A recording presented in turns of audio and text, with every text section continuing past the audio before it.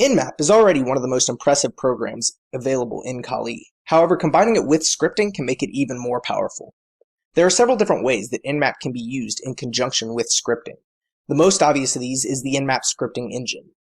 Nmap not only supports the capability of running scripts, but it also has its own scripting engine that can be used to create new scripts or modify existing scripts that take full advantage of its capabilities. To view some of these pre-existing scripts, use change directory and go to the user/share/nmap/scripts directory. Then use ls to list the contents. And as you can see, there are a lot of different scripts already available in Kali. We can read any one of these using the cat command. So we'll use cat and then a fairly simple script relative to some of them in here, ftp-anon.nse. If you scroll to the top on any of these scripts, you can find a description of what it does, an example of the output, and any special requirements in syntax.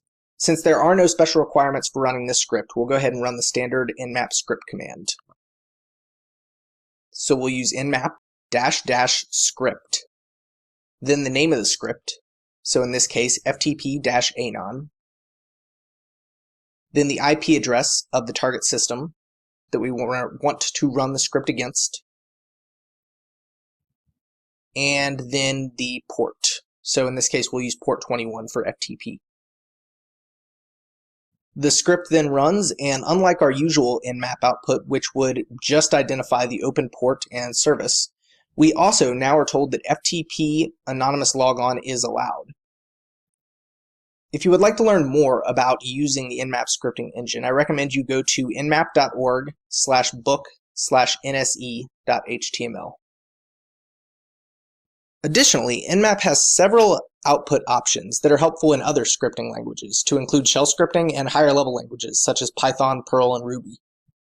If you enter Nmap at the command line, you can see the different output options. XML is a good option if you want to perform output file analysis using the parsing capabilities of any of the previously listed languages. There's also a greppable format, which would make it easy to write file handling scripts with bash script. To demonstrate how this could work, I'll do a basic scan of my network and then use the greppable output format. So -O capital G for output greppable, and then the name of the output file.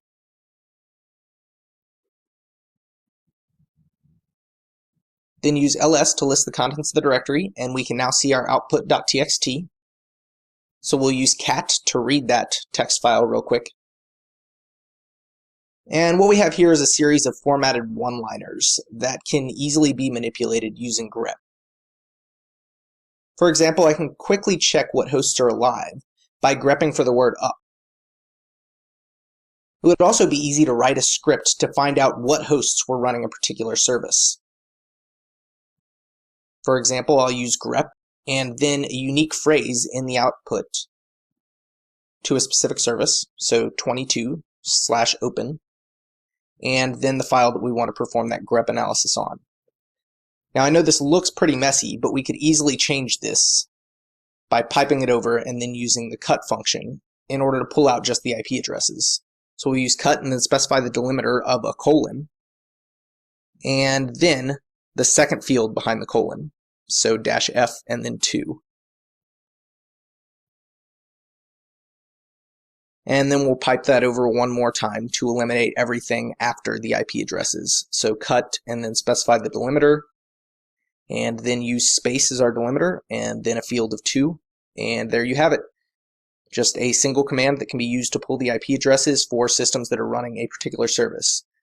So you can see how this could easily be integrated into a script to perform subsequent actions to be performed based on those results.